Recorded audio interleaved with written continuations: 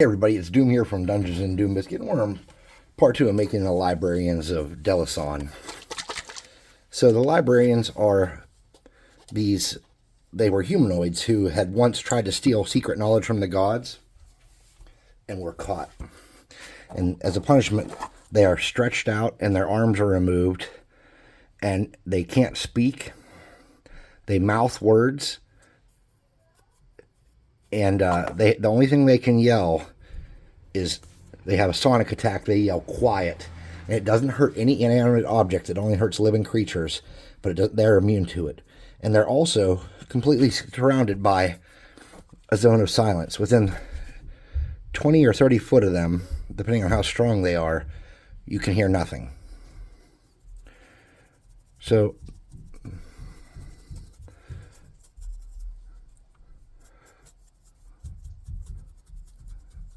their main attack, besides the yelling quiet, which confuses people, is if you have any magic that requires any kind of sound, it doesn't make it. You can't hear them coming either. They're completely silent when they walk.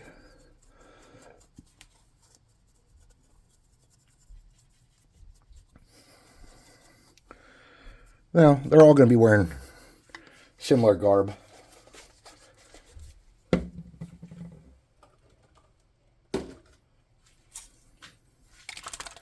I'll do one in like a reddish brown, one in brown, and one in like a gray.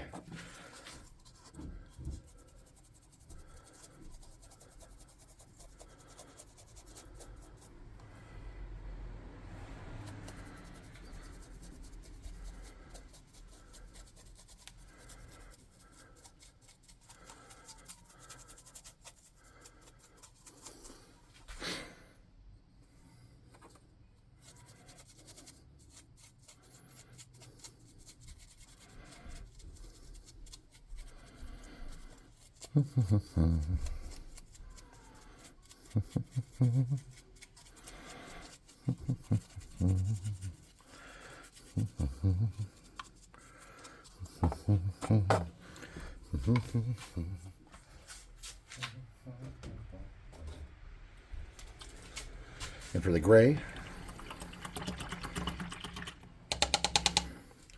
I get to use my favorite color in the whole world. Pavement.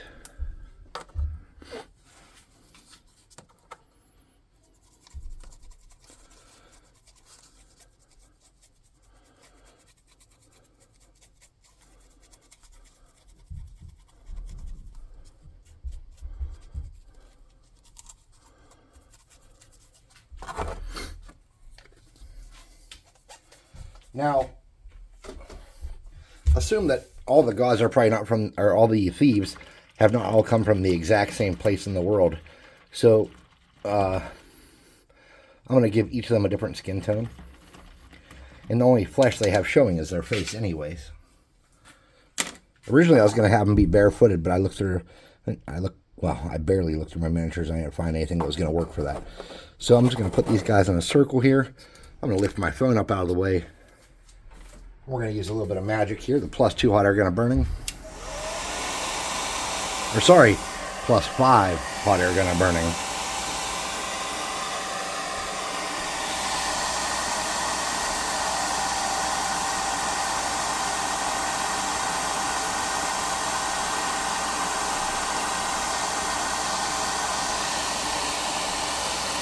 Now, even though these are going to be in a dungeon, I'm going to do the bases as outside, so that anytime I want to use these miniatures, I can use them with no problem. I've learned, or decided anyways, I don't know if I learned, but I've decided that if you do your miniatures in a generic basing format, they just work anywhere and everywhere and just accepts it's whatever the floor and where they are is. Or you could use clear bases like ASCO sends out with Dungeon Swag. And I do have a good bit of those, but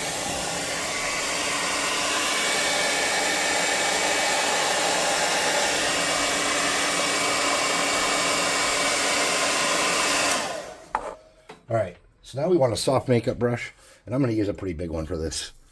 That one's a little damp yet. Let me get another one. This one's dry. What I'm going to do is I'm going to get a medium brown for him.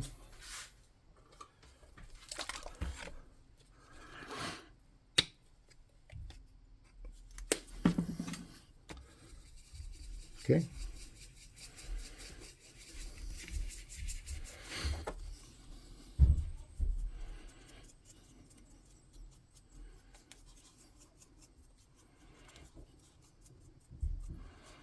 Then I'm going to use that same medium brown on the red one, the red and brown one, reddish brown one.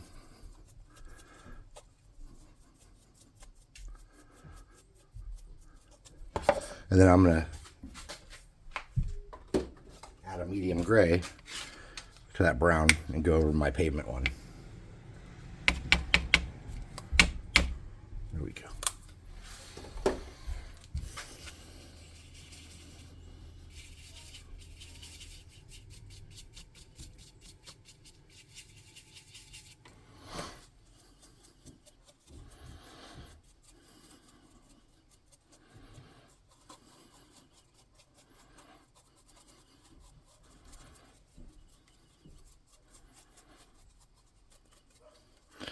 Okay, now grab yourself some clean cardboard and a smaller makeup brush, and then hit all these guys with the hot air gun real quick.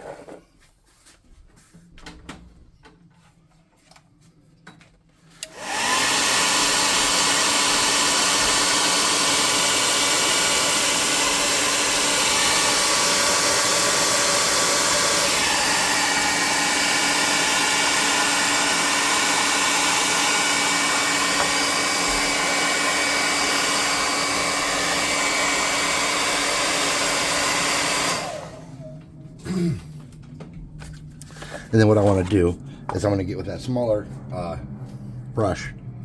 I'm going to use a lighter gray.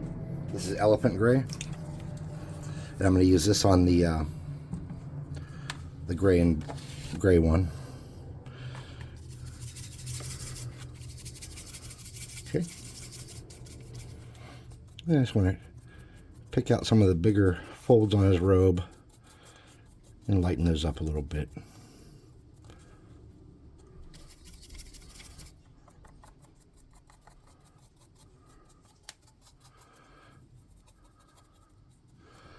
I'm going to hit up around the top a little bit and lighten it up too.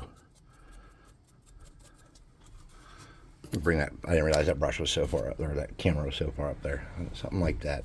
Then we'll come back and do the flesh on him. Now, on the reddish one, I didn't wash my brush because I'm lazy. I'm going to get this chestnut color. Where's the reddish one? There it is.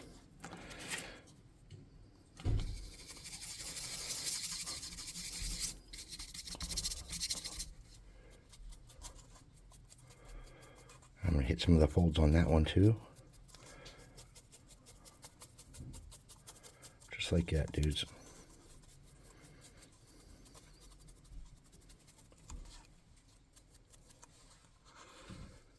Okay.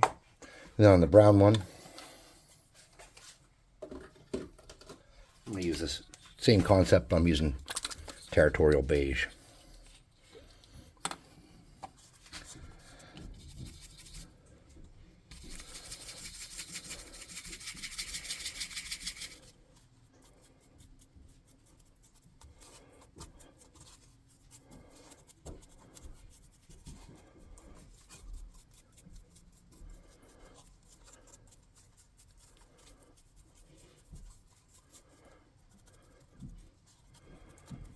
Okay.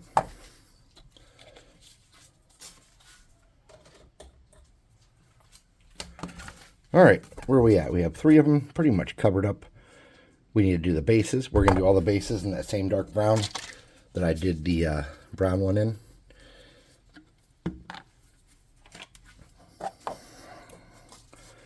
And I'm just trying not to hit the feet.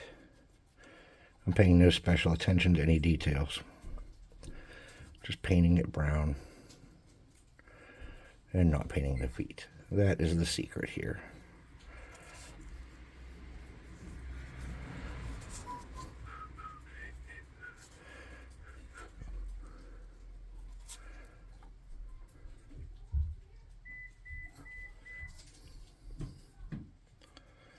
All right.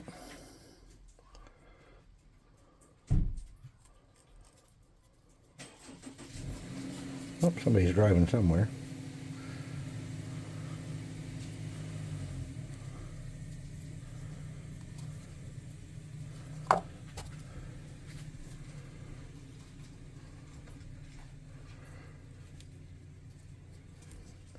And then at the end, we'll do a who wore it better and see which one of them turned out the best, you know?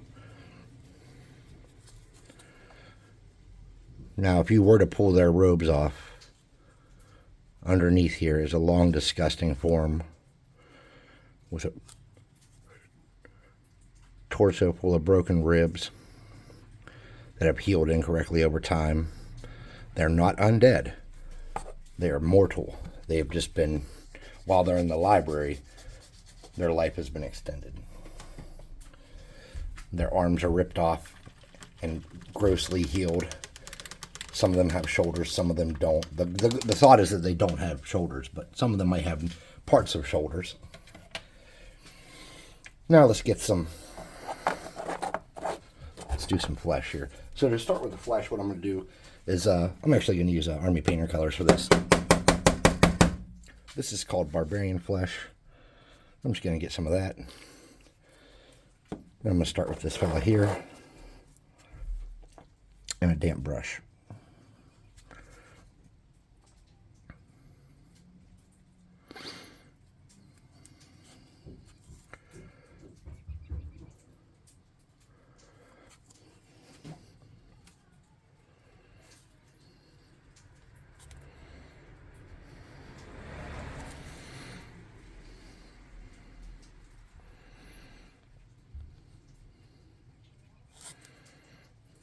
Okay. Just a light coat like that. And I'm going to do the next one in tanned flesh.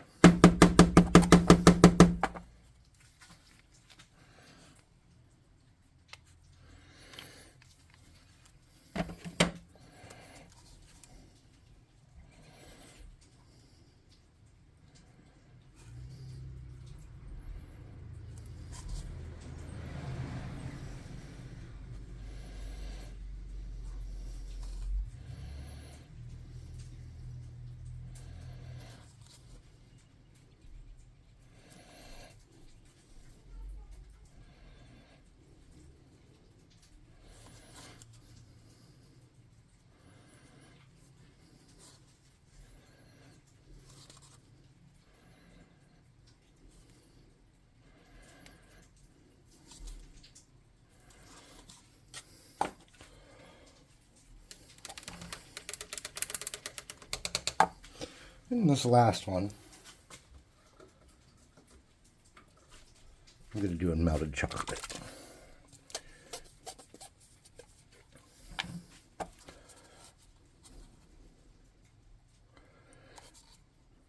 Melted chocolate is a craft paint. B-dubs, BT dubs.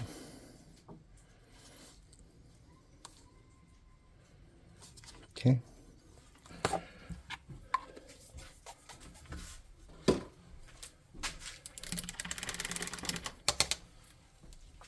So we want to dry each head off.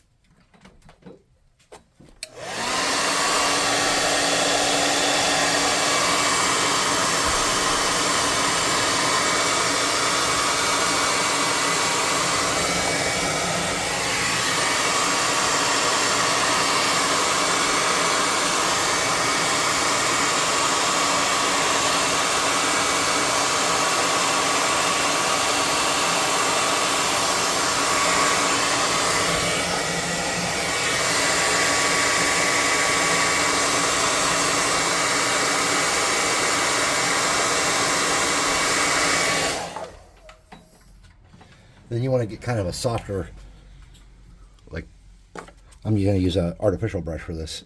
And I'm going to get it off color. This is skeleton bone. And I'm going to do do with the pinkish skin first.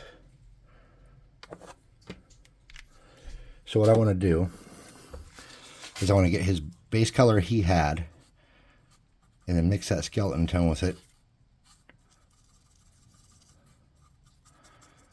And I want to wipe a lot of that off.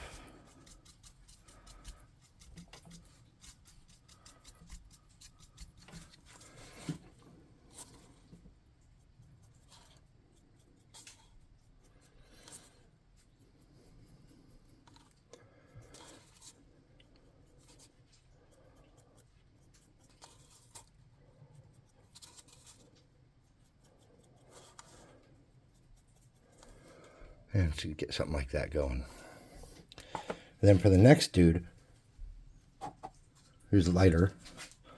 Let me get some of that pink, some of that.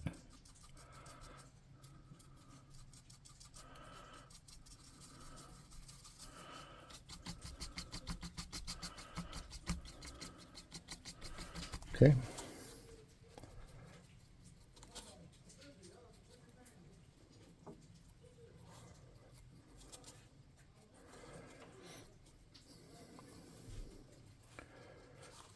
Something like that. And then for the darker one, I'm using a color called Monster Brown. And I love this color. It's like a medium tone brown. And I'm just going to mix it with whatever I have in the brush here.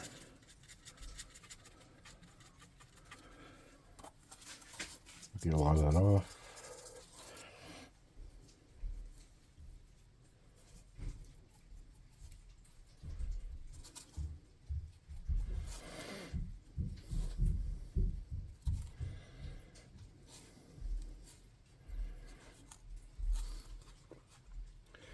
Something like that. Then, for their eyes, I'm getting an off-white. This is called Mummy Robes.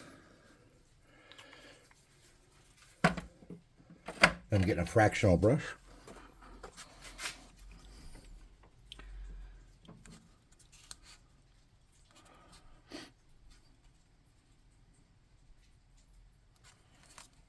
And I want them to be very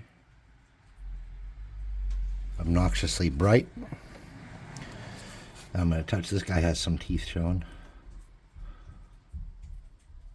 I'm just going to dab those like that. This guy has some teeth showing too. Dab the teeth.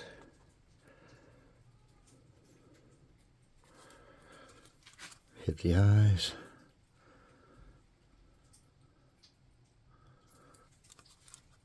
Okay. This guy's got teeth showing too.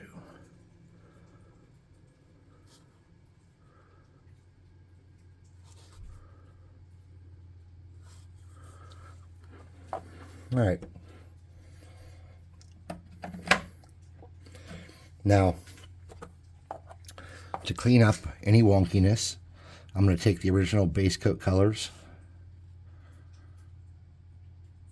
and just create I'm going to do some highlights on the eyebrows. And then on this fella here, I actually have to do some cleanup on his face. And I'm going to use leather brown for that.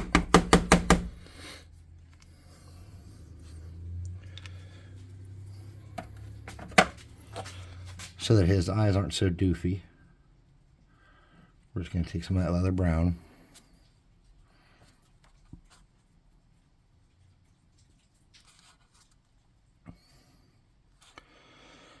And I'm going to also do his eyebrows with that a little bit. Okay? Something like that. So there they are. Now I'm not quite finished. I'm going to get my nice size 3. No, I'm just going to use the size 1. Just going to use my size 1 brush and some black paint.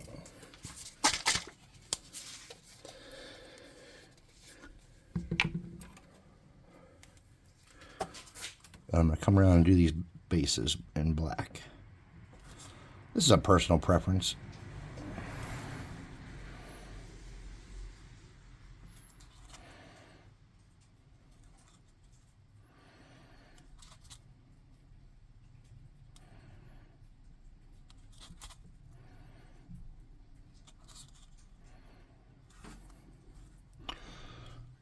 I'm going to drag that around, not hitting where my baking soda dirt part is that I always do.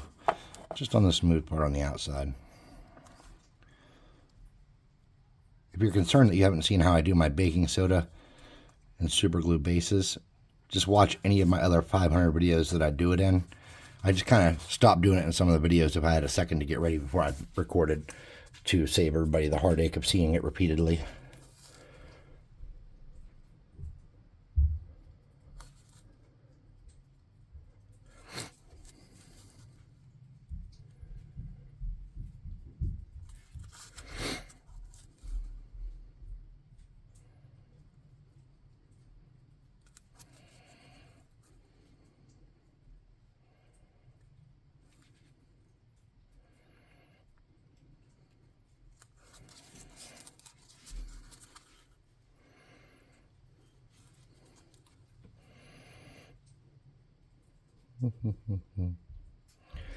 Somebody asked me if they could buy any of the miniatures that I make. No, I'm sorry. You can buy miniatures from Dungeon Swag, the website. Our beautiful resin prints. But the miniatures I make are mine. They're for me. And if they're bad enough that I don't want to keep them, they're not good enough to sell. So I'm sorry. I mean, I'm literally showing you how to do it. You could just follow along step by step and make these yourself. So there's no need to buy these. None of these are made out of impossible to get materials or things that just can't be found. They're all made out of pretty easy to get a hold of stuff. This one's literally made out of tissue paper. Or facial tissue. So I don't want to hear any more jibba-jab about buying my garbage minis.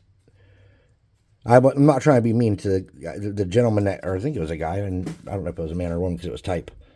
But for asking, I am humbled. Thank you. But in reality, dude, no. I keep them. Besides, I need these. I got a sick fight coming up, man. The battle in the library of Deloson. I already got some a little bit of dungeon tiles made for it. I got some scatter for it. Gonna do a boss room for it and a boss for it. It's gonna be cool, man. It's gonna be cool. I don't want to get rid of any of that. And as far as like my Christmas encounter and stuff, my older sons and my younger sons all play D&D. My second oldest took the Christmas dungeon for the what do you call it? The Ornamencer, because I have nowhere to store all that stuff, you know. My D&D room is completely full of miniatures. There's no room for any set pieces in there, really. I have some terrain on a shelf, and I have buildings and such, but really, I'm out of room in all my spots. So there we go. We got 3 of them here. Let's go for the shameless plug flip. Bam! And we have 3 Librarians of Deloson. Now, what lured the party to Deloson is kind of funny. In Tomorrow Comes Doom, my system, there are no classes. However, there are feat trees called focuses, where you take a series of talents, and they're in tiers. And that sounds confusing, but if you saw it, it's just, you can pretty much build whatever you want to build. Every time you get into a fight, or the night ends, or there's a big role-playing event, or something amazing happens, someone figures out a plot hook of some sort, everybody gets adventure points to spend. And there's different things you can buy. Talents, which are like D&D feats. Proficiencies, which are like D&D skills. And that's how you progress your characters with your points. You just do a point-buy system. If you played the old West End games, D6 Star Wars, it's not pip-based, but it works similar. So, anyways, she's a focus called the Lore Keeper. And essentially, someone has come to them early in life and offered them a book and told them that as long as they touch this book to stuff, it'll gain knowledge. It'll take knowledge and it'll start computing it into logical sense, and it'll unlock the secrets of the world. And it promises them ultimate power if they fill their book up.